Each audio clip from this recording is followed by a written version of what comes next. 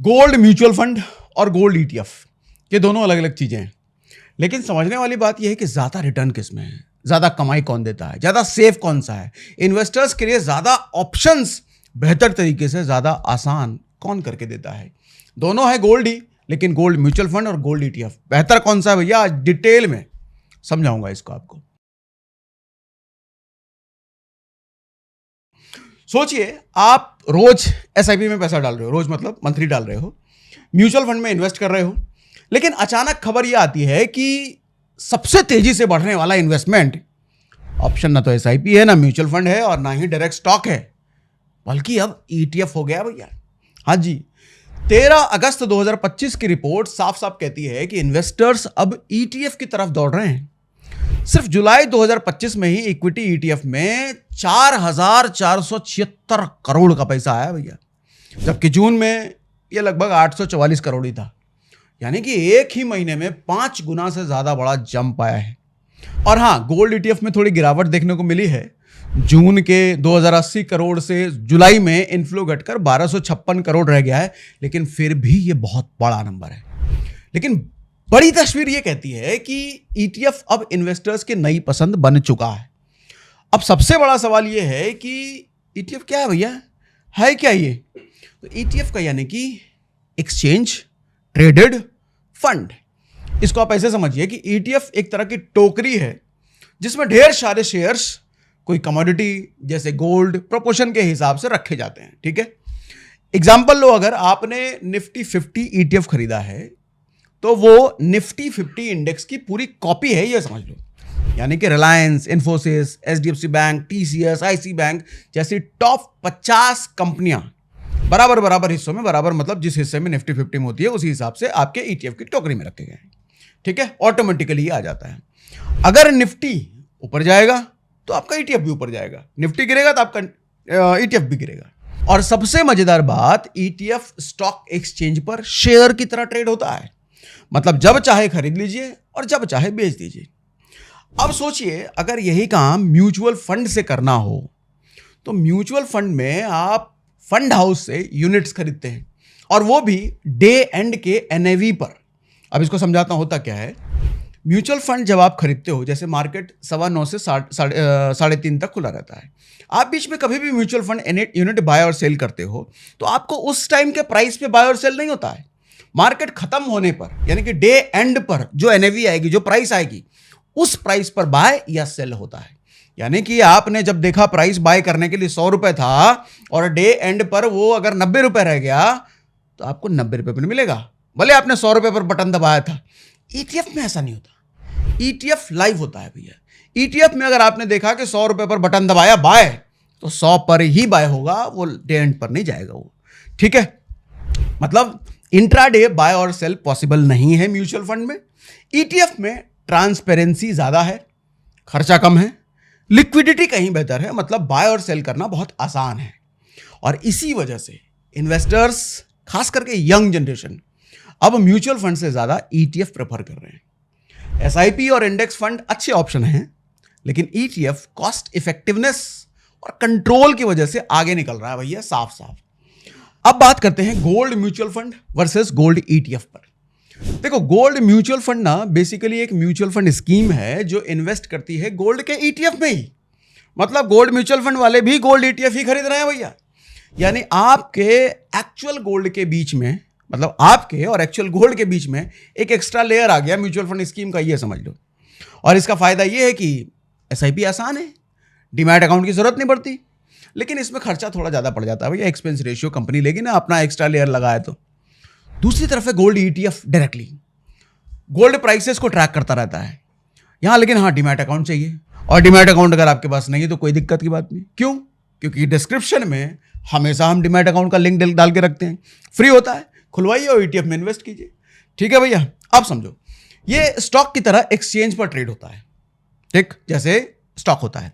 Cost कम होती है, real time bye और सेल पॉसिबल होता है, मतलब दिन में बटन दबाया तो शाम तक का इंतजार करने की जरूरत नहीं है आपको।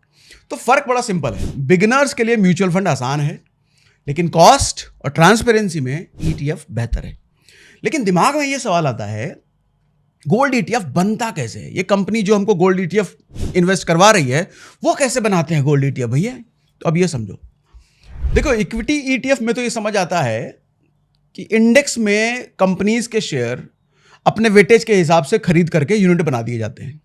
लेकिन गोल्ड ईटीएफ में क्या होता है, यहां एएमसी यानी कि म्यूचुअल फंड वाली कंपनी फिजिकल गोल्ड खरीदती है क्या? तो जवाब है हाँ, ये एएमसी फिजिकल गोल्ड खरीदती है या फिर कस्टोडियन बैंक के पास रखवाती है गोल्ड खरीद के।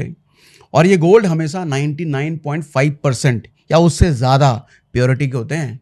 तो इसका मतलब ये हो गया कि आप फिजिकली जाके गोल्ड खरीदो सोनार की दुकान पे या ईटीएफ खरीद लो, भैया बात बराबर है। हाँ बस ईटीएफ को आप गले में हार बना के नहीं पहन सकते हैं, आप सोनार आज खरीद सकते हो, फर्क इतना है।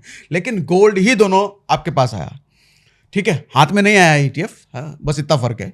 अब इस गोल्ड को जो एएमसी खरीदती है उस गोल्ड को वॉल्ट में ऐसे ही नहीं छोड़ देती, मतलब तिजोरी में ऐसे नहीं छोड़ देती, इसको छोटे छोटे हिस्सों में डिवाइड करके ईटीएफ के यूनिट बनाए जाते हैं। नॉर्मली एक यूनिट बराबर 1 ग्राम गोल्ड होता है, कुछ ईटीएफ में 0.5 ग्राम भी होता है। फिर ये यूनिट्स एनएसई और बीएसई जैसे स्टॉक एक्सचेंज पर लिस्ट कराए जाते हैं, यानी आप और मैं इसे शेयर की तरह बाय और सेल कर सकते हैं। हर गोल्ड ईटीएफ के पीछे उतना ही फिजिकल गोल्ड रिजर्व होना जरूरी होता है उनके पास, जितना यूनिट्स वो इशू कर रहे हैं। अब सेबी रूल्स के हिसाब से ईटीएफ की होल्डिंग 100% गोल्ड बैक्ड होनी ही चाहिए, ठीक है, मतलब ईटीएफ जो आप खरीद रहे हो गोल्ड ईटीएफ, उतना गोल्ड ईटीएफ पीछे है, कंपनी के पास रखा गया है। इसको एग्जांपल से ऐसे समझिए कि एएमसी ने 100 करोड़ का गोल्ड ईटीएफ इशू कर दिया मार्केट में, भैया जाओ खरीदो 100 करोड़ का गोल्ड ईटीएफ, और डिसाइड किया कि 1 यूनिट बराबर 1 ग्राम गोल्ड होगा। और उस समय गोल्ड प्राइस 6,000 रुपए पर ग्राम था। बात पुरानी है, अब कहां 6,000 रुपए पर ग्राम वाले दिन गए भैया। चलो मान लो यही था एग्जाम्पल के लिए। तो एएमसी को फिजिकल गोल्ड खरीदना होगा कितना, 100 करोड़ डिवाइडेड बाय 6,000, यानी कि 16,66,667 ग्राम, यानी कि लगभग 1.67 टन गोल्ड एएमसी को खरीदना होगा। अब एएमसी इतने गोल्ड के अगेंस्ट उतने ही ईटीएफ यूनिट इशू कर देगी स्टॉक एक्सचेंज पर, यानी कि 16,66,667 यूनिट इशू हो गए भैया एक्सचेंज पर, वो आपको दिखने लग जाएंगे। प्राइस कैसे डिसाइड होगा, अब ये बताता हूं। अगर अगले हफ्ते गोल्ड का प्राइस 6,200 पर ग्राम है, मतलब हो गया, तो ईटीएफ का 1 यूनिट लगभग 6,200 का होगा। जितना प्राइस 1 ग्राम का उतना ईटीएफ का यूनिट का प्राइस। अगर 5,800 हो गया तो यूनिट प्राइस भी उतना ही घट जाएगा भैया। यानी ईटीएफ का भाव हमेशा इंटरनेशनल गोल्ड प्राइस को ट्रैक करता है, उसके बराबर चलता है। बस फर्क सिर्फ इतना सा है कि एएमसी के एक्सपेंस रेशियो और डिमांड सप्लाई से थोड़ा सा फर्क पड़ जाता है, क्योंकि एएमसी जो है वो कुछ चार्ज करेगी ना आपको, ये फैसिलिटी जो दे रही है वो बहुत छोटा सा चार्ज होता है। अब मान लीजिए सारे इशूड यूनिट खत्म हो गए, एक सिनेरियो ये मान लेते हैं, मतलब 16 लाख की जो हम बात कर रहे थे सारे बिक गए, लोगों ने कर लिए। अब क्या होगा, देखो डिमांड है और सप्लाई नहीं है, मतलब लोग चाहते हैं और इन्वेस्ट करना लेकिन उनके पास है नहीं, क्या होगा? ऐसे में पिक्चर में आते हैं ऑथराइज पार्टिसिपेंट्स, इनको एपीज बोलते हैं। ये बड़े ब्रोकर्स या इंस्टीट्यूशंस होते हैं। अगर डिमांड बढ़ी तो एपीज एएमसी को एक्चुअल फिजिकल गोल्ड देते हैं और बदले में एएमसी नए यूनिट्स क्रिएट करके एक्सचेंज पर लिस्ट करा देती है। इसका उल्टा सिनेरियो भी होता है, अगर यूनिट्स ज्यादा हैं पर बायर कम है, कोई खरीदने वाला ही नहीं है, तो एपीज बल्क में यूनिट एएमसी को लौटा देते हैं और बदले में एएमसी फिजिकल गोल्ड वापस कर देती है। यही है गोल्ड ईटीएफ का असली मैजिक। आप डिजिटली गोल्ड में इन्वेस्ट कर रहे हैं, हर यूनिट के पीछे एक्चुअल फिजिकल गोल्ड है, प्राइस हमेशा रियल टाइम गोल्ड प्राइस से जुड़ा हुआ है और सप्लाई डिमांड बैलेंस मेंटेन रहता है। तो अब क्लियर है, ईटीएफ चाहे इक्विटी हो या गोल्ड, 3 चीजें देता है ये। कौन कौन सी 3 चीजें? पहली ये देगा ट्रांसपेरेंसी, दूसरा देता है कॉस्ट इफेक्टिवनेस और तीसरा देता है फ्लेक्सिबिलिटी। म्यूचुअल फंड और एसआईपी आज भी रिलेवेंट है, लेकिन ईटीएफ ने इन्वेस्टिंग को और स्मार्ट और आसान बना दिया है, स्पेशली नई जनरेशन के लिए। अगर आप गोल्ड में इन्वेस्ट करना चाहते हैं तो गोल्ड ईटीएफ आपको तिजोरी वाले झंझट से बचाकर उतना ही भरोसा देता है। वहीं इक्विटी ETF इंडेक्स को फॉलो करके डाइवर्सिफिकेशन और लो कॉस्ट का फायदा देते हैं भैया। बॉटम लाइन ये है कि बिगिनर्स के लिए म्यूचुअल फंड आसान रास्ता है, लेकिन अगर आप थोड़ा सा एक्टिव इन्वेस्टर हो, रियल टाइम बाय सेल करना चाहते हो, कम खर्चे में ज़्यादा कंट्रोल अपने हाथ में चाहते हो, तो ETF आपके लिए परफेक्ट ऑप्शन है।